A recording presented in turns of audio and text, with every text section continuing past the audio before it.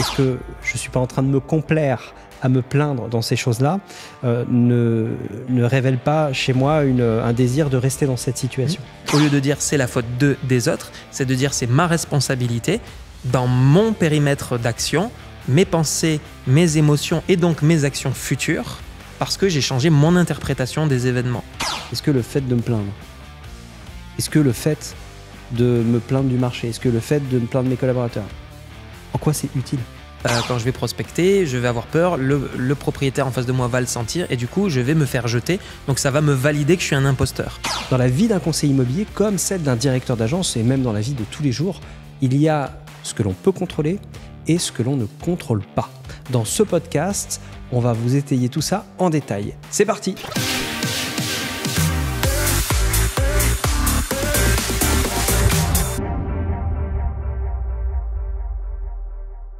Bonjour à toutes et à tous, c'est Cédric, votre serviteur. J'espère que vous avez la forme. Et aujourd'hui, je suis en compagnie de Jean-Philippe Avon. Salut Jean-Philippe. Salut tout le monde, salut Cédric. T'as la forme ? Oui, ça va, je te retourne pas la question parce que je sais que t'es on fire H24, donc voilà. On est au taquet, go. Parfait. Alors aujourd'hui, Jean-Philippe, l'objectif de ce podcast, eh bien, c'est tout simplement de se concentrer, de parler d'un sujet qui est plutôt un sujet, on va dire, stoïcien, de se dire, OK, dans la vie, il y a des choses qu'on peut contrôler, des choses qu'on ne peut pas contrôler. Et donc, dans la vie des conseillers immobiliers et des directeurs d'agence, effectivement, il y a des choses qu'on peut contrôler et des choses qu'on ne peut pas contrôler. Et donc, des choses sur lesquelles on doit se concentrer et pas se concentrer. Déjà, de partir de ce principe stoïcien, quels sont les enjeux selon toi ? Déjà, le constat, en fait, moi, que je fais sans arrêt, ce sont notamment beaucoup auprès des conseillers immobiliers, parce que les directeurs d'agence, souvent, comme ce sont assez régulièrement des conseillers immobiliers qui ont réussi et qui, du coup, recrutent des gens, ce sont des gens qui passent déjà quand même massivement à l'action et qui ont, en général, mieux conscience de ce sur quoi ils ont de l'influence et ce sur quoi ils n'ont pas d'influence. Donc ça, c'est quelque chose que l'on retrouve plus volontiers chez les conseillers immobiliers, cette histoire de ce que je maîtrise et ce que je maîtrise pas, parce que ce que je vois chez les conseillers immobiliers, à quoi est-ce qu'on reconnaît ce symptôme et cette nécessité de traiter cette question, c'est les conseillers immobiliers qui disent c'est le vendeur qui n'a pas compris, c'est difficile parce qu'il y a trop de concurrence, c'est la crise, donc forcément c'est plus difficile de sortir des biens. En fait, c'est le fait de dépenser une énergie colossale à s'occuper de choses dont on n'a pas la maîtrise, et en plus le fait de s'occuper de choses dont on n'a pas la maîtrise, ça va générer de la peur, du stress, et en fin de compte, ça va nous bouffer du temps et énormément d'énergie, puisque pour le corps humain, en dehors de la digestion, eh bien, le deuxième élément qui consomme le plus d'énergie, c'est le cerveau, et notamment le stress, le cortisol, qui est l'hormone du stress, et qui en plus amène des problèmes de santé, nuit à notre activité, enfin, c'est absolument terrible. Et en fait, ça, c'est le symptôme, le fait de dire c'est la crise. Hein. Mais non, maintenant, c'est qu'est-ce qu'on en fait de ce constat-là. Et donc, l'enjeu, il se trouve à ce niveau-là. OK. Donc là, peut-être qu'il y a une notion peut-être d'inconscient et de conscient. L'objectif, c'est dans un premier temps, je pense, de ramener à la conscience des gens le fait qu'ils sont en train de chercher à solutionner des problèmes sur lesquels on n'a pas d'impact, en fait, finalement. De passer son temps à se rabâcher, ouais, mais je peux pas prospecter parce qu'il pleut, ouais, tu comprends, ça a été un mois difficile, machin, parce qu'il y a ça, parce qu'il y a la crise, donc forcément, je vais être moins bon. Comment est-ce qu'on fait pour revenir à de la conscience là-dessus Comment est-ce qu'on fait pour revenir à de la conscience ? Je pense qu'il y a une clé déjà conceptuelle, une base théorique à avoir, c'est de toujours se rappeler la chose suivante, c'est que nous n'avons la main dans ce monde que sur nos pensées, nos émotions et nos actions.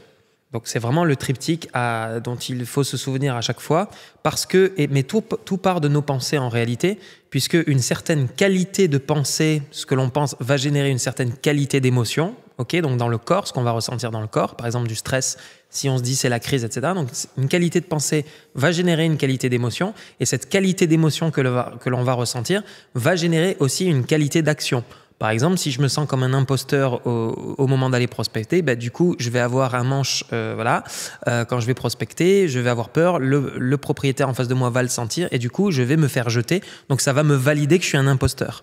Donc, c'est vraiment ça, la chaîne, c'est exactement ce qui se passe comme ça chez un conseiller immobilier et chez tout être humain. Donc, en fait, tout part par la pensée. Et c'est pour ça que autant se focaliser sur les étages du bas, on pense à nos émotions, à les gérer, et à nos actions. Donc en fait, on n'a plus que les 2 étages du bas à gérer. Bien sûr, on gère nos pensées, mais en orientant notre focus, on va conditionner nos émotions, on va conditionner nos actions. Donc nous allons conditionner nos résultats que nous allons obtenir par la suite.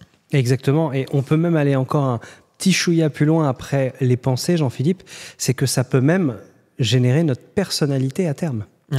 C'est-à-dire qu'à force de toujours se concentrer sur des choses qui sont extrêmement, sur lesquelles on n'a pas d'adhérence, eh bien, on va toujours se concentrer là-dessus et ça va devenir vraiment une habitude en soi et quelque chose qui va être plus difficile à... Tout à fait, absolument. Tu as tout à fait raison. C'est pour ça qu'il y a des conseillers immobiliers, on a l'impression qu'ils sont nés pour se plaindre ou quoi. Non, en fait, ils ne sont pas nés pour se plaindre. C'est juste qu'ils ont tellement pratiqué la plainte que c'est devenu pour eux un trait de leur personnalité. Alors, ils ne sont pas ça, mais ils l'ont tellement pratiqué que c'est devenu un trait de leur personnalité.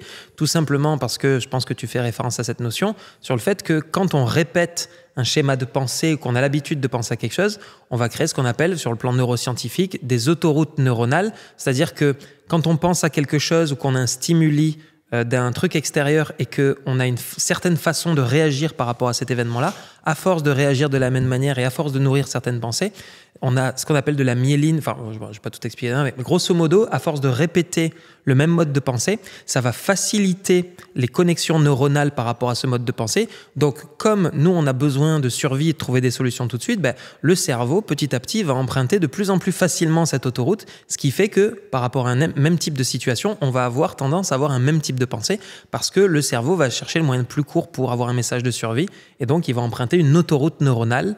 Et c'est la raison pour laquelle, à force de penser aux mêmes choses, ça devient en fait un trait de personnalité. Exactement. Et ce qui est important à savoir, c'est que si on ne nous le fait pas savoir, très souvent, en fait, on s'en rend pas compte et on peut vivre des mois, des années, voire sa vie complète comme ça. Donc, pour moi, déjà, c'est une étape importante de se faire coacher. Pourquoi est-ce que je vous dis ça ? Parce que d'ailleurs, mon coach m'avait donné une petite phrase à chaque fois qu'il voyait que je partais dans mes pensées, parce que je lui disais, écoute, de toute façon, j'y arriverai pas. À cette fameuse période où j'étais vraiment au fond du trou, où j'ai un plafond de verre, de toute façon je me rends compte que je suis dans l'impasse, tu as toutes ces phrases que tu te répètes sur lesquelles en fait ça sert à rien, et puis en plus de ça, voilà, c'était sur des points sur lesquels j'avais aucun contrôle, parce que c'était lié aux autres, au marché et compagnie. Il m'a dit, écoute, chaque fois que tu pars dans tes délires là comme ça, il m'a un petit peu cassé, il m'a rayé le disque, on va dire, gentiment. Chaque fois que tu pars dans tes délires, enfin franchement, mais pose-toi une question. C'est est-ce que ce que je pense est utile ? Et là, tu prends 2 secondes et tu te dis, ok, est-ce que le fait de me plaindre, est-ce que le fait de me plaindre du marché, est-ce que le fait de me plaindre de mes collaborateurs, en quoi c'est utile ? Est-ce que ça va me permettre d'avancer vers mes objectifs ? Donc ça, c'est vraiment une question très bête, mais déjà, c'est de mettre de la conscience là-dessus. Quand on sent qu'on est en train de partir dans un schéma négatif, on s'arrête, on s'extrait un petit peu de son cerveau, là, et on l'observe. Voilà, on s'observe et on se dit, mais est-ce que c'est utile, là, pour toi, là, maintenant, Cédric, à penser comme ça, à faire ça ? Réfléchis bien. Et cette question qu'il t'a posée, en réalité, est extrêmement puissante de dire en quoi le fait de te plaindre t'aide à être plus heureux, à mieux manager ton agence. Parce qu'en fait, on a tous tendance à penser que nous sommes nos pensées. Or, nous ne sommes pas nos pensées, c'est juste qu'on a tellement pratiqué le truc qu'on pense que nous sommes nos pensées. Et en fait, en te posant la question en quoi le fait de te plaindre t'aide à, ça te fait prendre conscience, ça te place directement en observateur du schéma que tu reproduis, et donc du coup te donne un pouvoir là-dessus. Et c'est en ça que cette question de PNL est extrêmement puissante. Et tout est dans l'histoire de quelles sont les croyances que je choisis, et donc pour avoir la maîtrise de sa vie, c'est maîtriser ses pensées, mais de le voir comme une stratégie. Parce qu'en fait, la plupart des gens n'ont pas conscience que leur cerveau utilise déjà des stratégies pour combler leurs besoins que l'on appelle psychologiques, c'est-à-dire besoin d'importance, besoin de sécurité, besoin de diversité et besoin de connexion. Voilà, c'est les 4 besoins psychologiques que l'on a. Et en fait, le cerveau, souvent, il va trouver les raccourcis les plus courts pour combler ses besoins. Sauf que quand on est petit et qu'on a besoin de combler ces fameux besoins psychologiques, comme on n'a pas la partie préfrontale du cerveau développée, on va faire comme on peut pour obtenir l'amour de papa, maman, etc. Donc en fait, on va créer des autoroutes neuronales et des premiers schémas qui vont en fait constituer notre personnalité. Et tant que l'on ne prend pas conscience que l'on peut se distancier de ces éléments de personnalité pour pouvoir les faire évoluer, et bien du coup, on pense que nous sommes nos pensées. Et on s'identifie à elles, et donc on ne change pas parce qu'en fait on est juste pris dans la roue du hamster par rapport à ces schémas. Donc tout l'enjeu, notamment dans les enjeux du coaching, c'est de faire évoluer ces traits de personnalité, d'avoir une nouvelle identité, et donc une nouvelle identité génère un autre niveau de pensée, donc un certain niveau émotionnel, donc un certain niveau d'action, donc un certain niveau de résultat. Exactement, Jean-Philippe. Et ce qu'on peut dire également par rapport à ça, eh bien, quand on commence à se concentrer sur des choses qui n'ont pas d'intérêt finalement, on est en train peut-être de satisfaire une partie de nous qui n'est pas la bonne. Et donc voilà, il faut se reposer la question aussi de qu'est-ce que j'essaye de satisfaire en moi. Et parfois, on arrive à être honnête. Au début, l'exercice est difficile. On n'a pas forcément, on va dire, un libre arbitre complet, parce qu'on le sait très bien, on est la résultante de nos expériences de vie, de notre éducation et autres. Et ce travail de se poser la question finalement, est-ce que je ne suis pas en train de me complaire à me plaindre dans ces choses-là, ne révèle pas chez moi un désir de rester dans cette situation. En réalité, c'est une première étape de comprendre pourquoi est-ce que je fais ça, quel besoin j'essaie de combler. Par exemple, si j'agis comme ça, c'est pour combler mon besoin d'importance. Par exemple, le fait de se mettre en colère. Quelqu'un qui est colérique, il comble ses besoins, notamment par exemple d'importance. J'ai besoin d'être important, c'est un besoin psychologique. D'accord, mais tu peux aussi dire, ok, et en quoi cette stratégie constitue pour toi une bonne stratégie pour se sentir important? Qu'est-ce que tu pourrais choisir d'autre pour te sentir important? D'où vient aussi cette colère, etc. Et donc, du coup, si tu veux, le besoin à combler en lui-même n'est pas grave. C'est la manière dont tu vas combler ce besoin-là qui peut être générateur de toxicité pour toi-même et pour les autres. Comme par exemple la colère. La colère, tu te sens pas hyper bien sur le moment, mais ça comble des besoins psychologiques. Donc, c'est néfaste à la fois pour toi et pour ton entourage. Tu vois? Donc, c'est exactement comme ça que ça donne. C'est comment tu combles tes besoins. Parce que les besoins, en fait, ils sont là. Donc, peu importe ce que tu fais, on a tous notre besoin de sécurité qui doit être comblé, besoin d'importance, besoin de diversité, besoin de connexion. Ouais. Voilà. Et notamment, par exemple, la colère. Quelqu'un qui, à un moment donné, va éclater en colère. Pourquoi? C'est parce que ses besoins psychologiques, ces 4 besoins, il va se sentir rabaissé, en fait. Et quand ces besoins psychologiques descendent à 2 ou 3, son mécanisme, son cerveau va se dire... Trouve un truc tout de suite pour remonter tes besoins psychologiques en mode survie, et bam, le moyen qu'il a appris depuis qu'il était tout petit pour remonter ses besoins, c'était de se mettre en colère. Donc il va se mettre en colère. Exactement. Alors maintenant, ce que je te propose, c'est qu'on donne des exemples et des clés aux personnes qui nous regardent, les conseillers immobiliers, les directeurs d'agence, de situations où on va se concentrer sur des choses sur lesquelles on n'a pas du tout d'adhérence. Par exemple, si je prends un directeur d'agence immobilière, ça va être de se plaindre finalement du fait que ses collaborateurs n'ont pas de résultats. Alors, la question à se poser, c'est en quoi je vais pouvoir aider mes collaborateurs à avoir des résultats à mon niveau. Okay. Donc plutôt que de se bagarrer avec quelque chose sur lequel on a le sentiment qu'on n'a pas d'adhérence, on va se poser la question, ok, et finalement c'est quoi leurs besoins pour performer aujourd'hui? Qu'est-ce que je vais pouvoir leur rapporter? Quelle discussion je vais pouvoir avoir avec eux pour comprendre déjà ce sur quoi je vais pouvoir les aider à avancer? Tout à fait. Alors tu vois, ça pour moi, ce que tu dis, c'est l'étape d'après.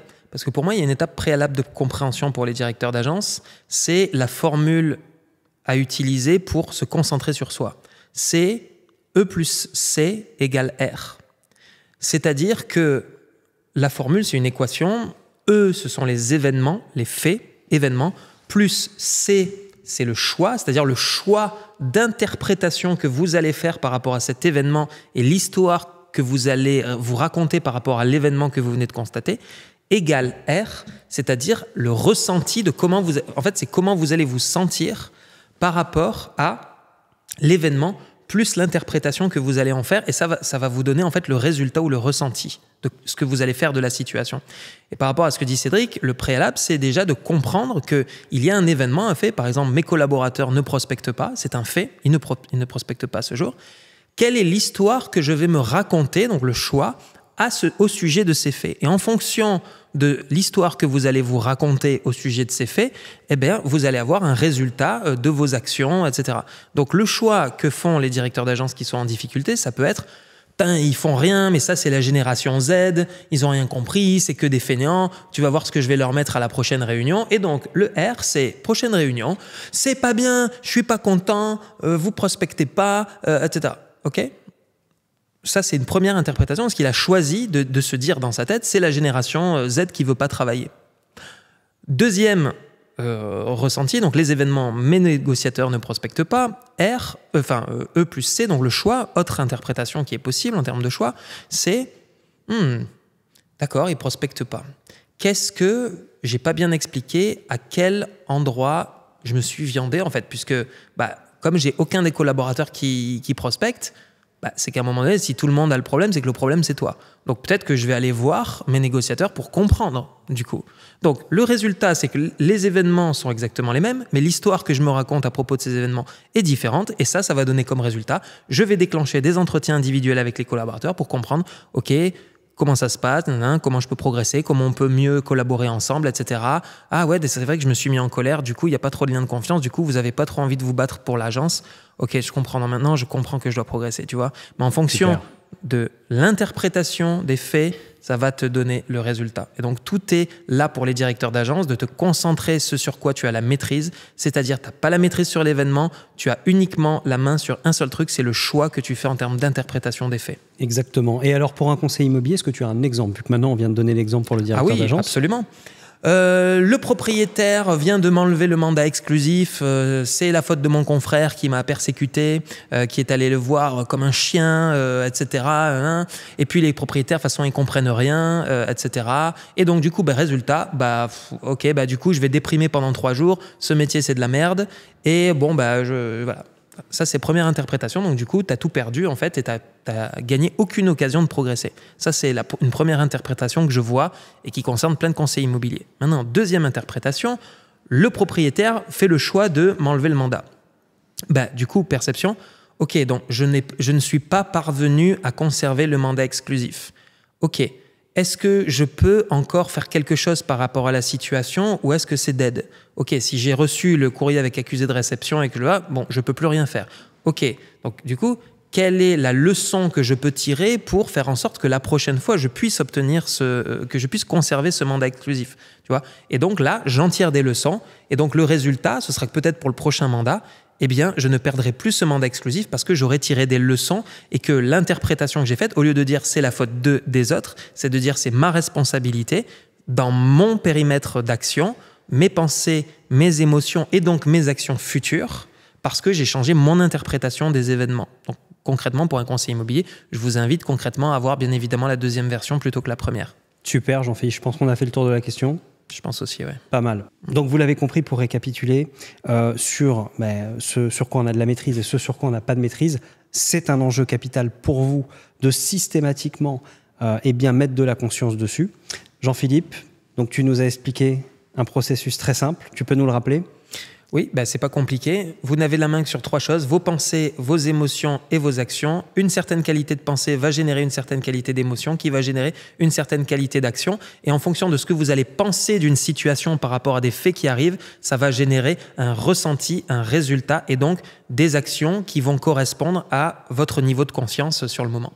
Donc finalement, vous êtes 100% responsable des décisions que vous prenez, quelle que soit la situation. Et de vos résultats. Et de vos résultats, parfait. Si vous êtes directeur d'agence immobilière et que vous souhaitez candidater justement au Déclic pour que l'on vous accompagne, on vous coach pour justement surmonter ces problématiques de management, d'accompagnement de collaborateurs, c'est très simple, vous pouvez candidater directement en cliquant sur le lien qui est dans la description de cette vidéo et on se fera un plaisir de vous rappeler et d'en discuter avec vous. Merci beaucoup Jean-Philippe. Merci à toi Cédric, merci à tous. Merci à tous, ciao, bye bye. Ciao les amis.